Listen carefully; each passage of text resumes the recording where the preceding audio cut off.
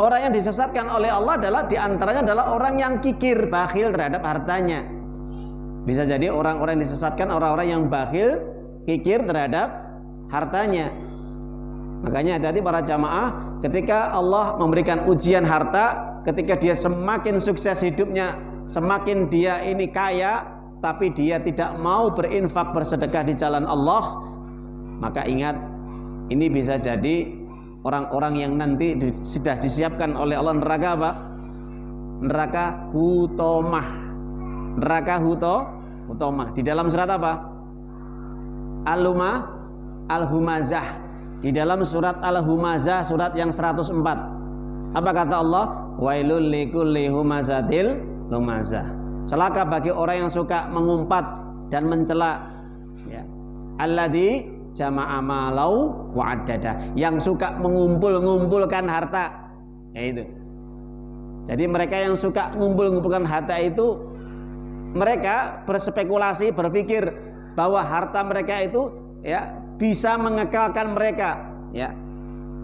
Alladzi jama'a malau wa'addada yahsabu anna malahu akhlada. Mereka berspekulasi, berpikir bahwa hartanya bisa mengekalkannya, bisa memakmurkan dirinya, bisa membuat dia bahagia. Kalla layum badan nafil hotomah. Tidak, sekali-kali tidak seperti itu. Mereka akan dicemplungkan, dijeburkan, dimasukkan ke dalam neraka hutomah. Apa itu neraka hutomah? Ya, narullahil muqadah. Neraka yang dipanaskan, yang membakar mulai kaki sampai hatinya.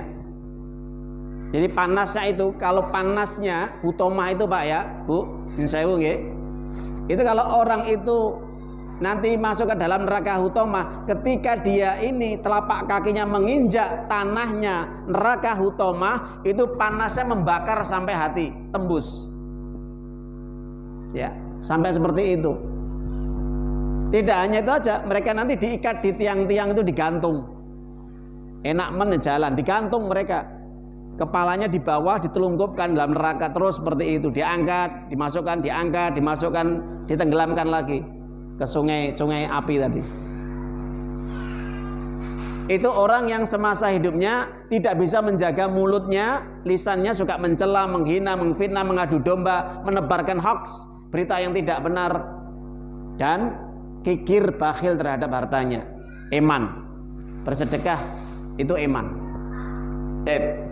Yang keempat, orang yang disesatkan oleh Allah itu adalah orang yang lupa terhadap kesehatan yang dia miliki.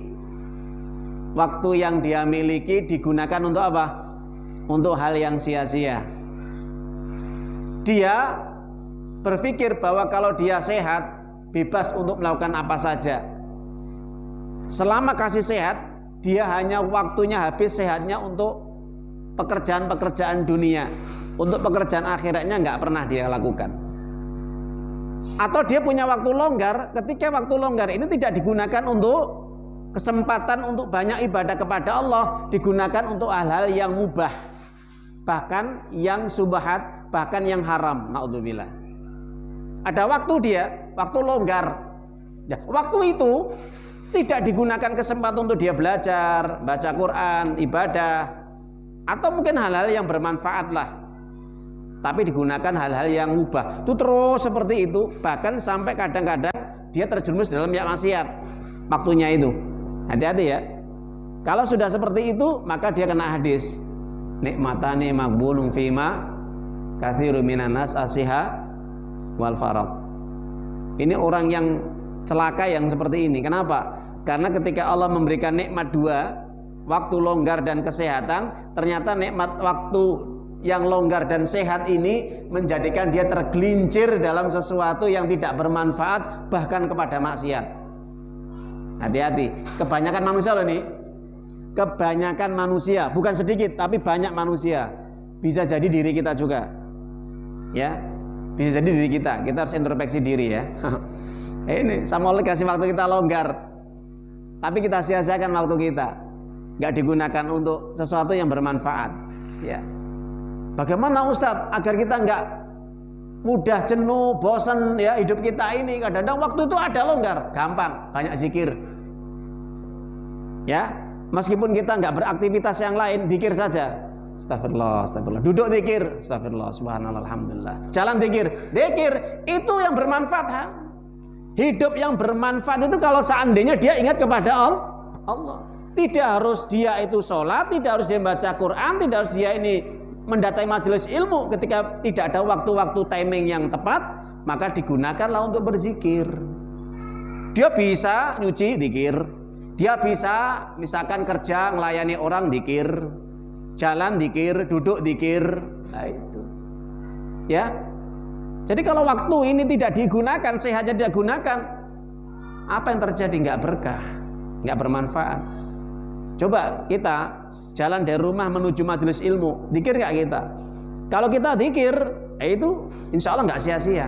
Tapi kalau diem aja, itu sia-sia. Kenapa? Lisan yang suka berzikir ini simpanan loh ya. Ini simpanan yang mahal ini, lebih mahal daripada harta. Nggak percaya? Ini pernah saya jelaskan dulu ya. Ketika sahabat Umar ini bertanya, banyak orang mengadu. Ketika orang-orang kaya ini bisa berinfak, bisa berbuat kebaikan dan yang lainnya.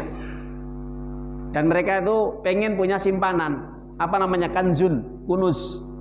Sebagaimana yang Allah jelaskan, walladzina yaknizuna adz-dzahaba wal fiddah wa la yunfikuna fi sabilillah fabashshirhum bi'adzabin alim. Surat At-Taubah 34. Orang-orang yang suka menyimpan-nyimpan emas dan peraknya, hartanya, berliannya, uangnya, tidak diinfakkan di jalan Allah, beri kabar gembira mereka dengan siksa yang berat. Ketika para sahabat bertanya wadul kepada Umar, ya Umar, kira-kira ada nggak simpanan selain emas dan perak? Ada. Coba saya tanyakan kepada Rasulullah SAW. Tanya, apa kata Nabi? Afdalul kunus, simpanan yang paling utama di dunia ini adalah pertama apa?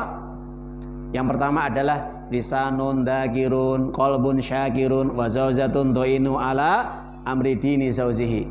3. Simpanan kita Pak Bu, kalau kita nggak punya harta, 3 ini kita simpan. Pertama, lisan yang senantiasa basah untuk berzikir kepada Allah terus.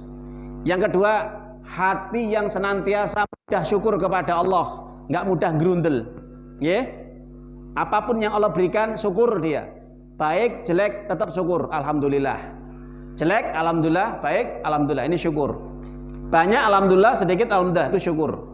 Yang ketiga, kata Nabi, punya istri atau suami yang senantiasa menjaga kita, mengingatkan kita, memerintahkan kita untuk taat kepada Allah. Itu simpanan yang terbaik, bahkan lebih baik daripada emas dan perak. Buka tafsir Ibnu Katsir di dalam surat At-Taubah 34. Hadis rawahu Imam Ahmad, hadis sahih.